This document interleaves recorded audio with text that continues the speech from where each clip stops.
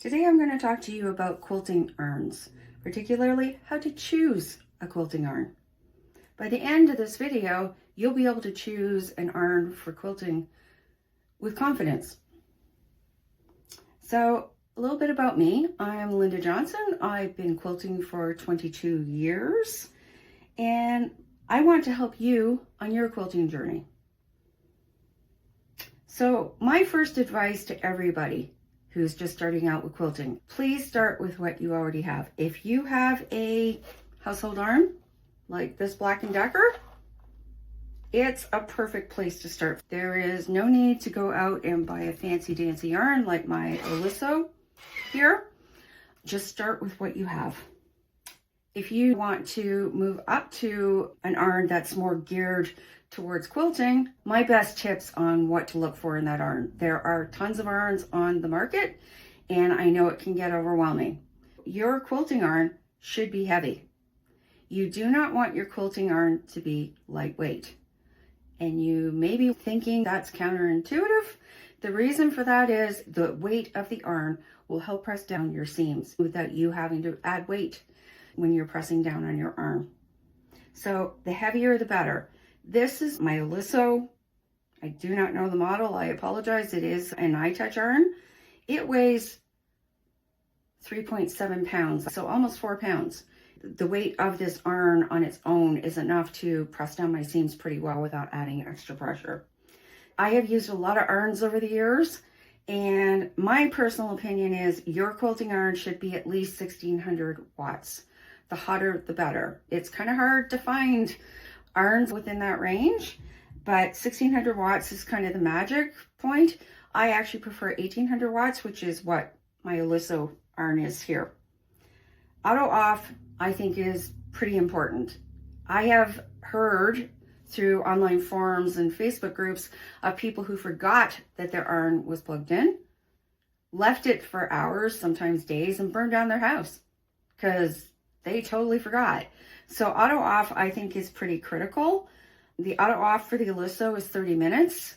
I think that's great. A lot of yarns come with like 6 minutes, which isn't much. By the time you've pressed your seam, you've gone back to your machine to make your next block, your next piece, your yarn is off. So the longer your auto off period, the better.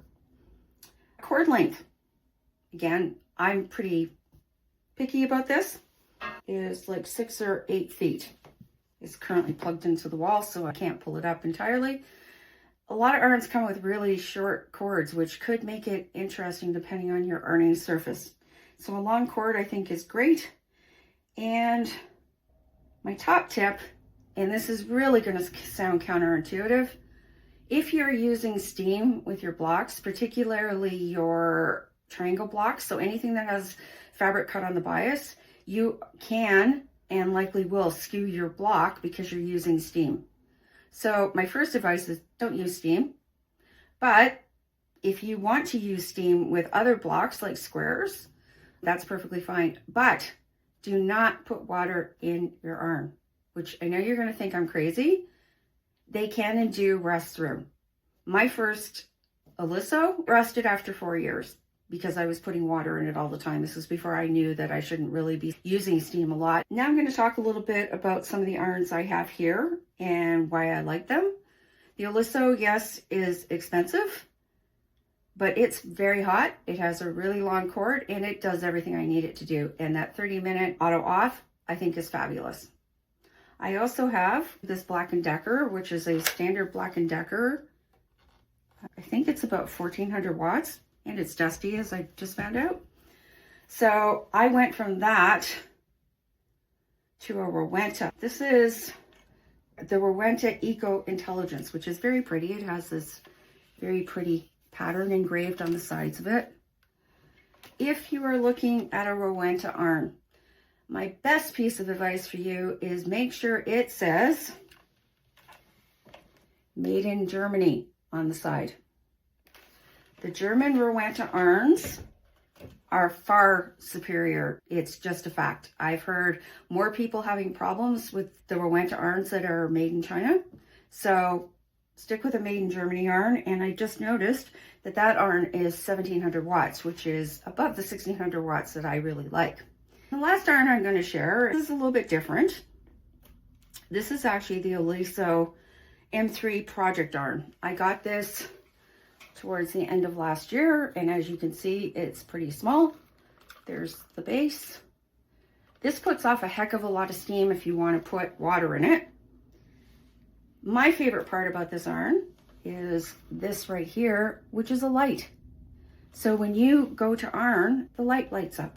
So you can see, especially if you're working with dark fabrics, it's wonderful for that. And that little yarn, even though it's not 1800 watts, it's only, I believe it's 1000 or 1100. It's one or the other. I use it a lot. I use that yarn a lot when I'm putting blocks together because it's small and it does what I need it to do. If you're new here, make sure you subscribe. I bring out weekly videos on all things quilting. And my last tip, and again, I know there's a lot of, well, I don't want to spend over $200 on an Oliso yarn, but let's talk about what makes these special. And there was a time, not that long ago, where I had a partially torn tendon in this wrist.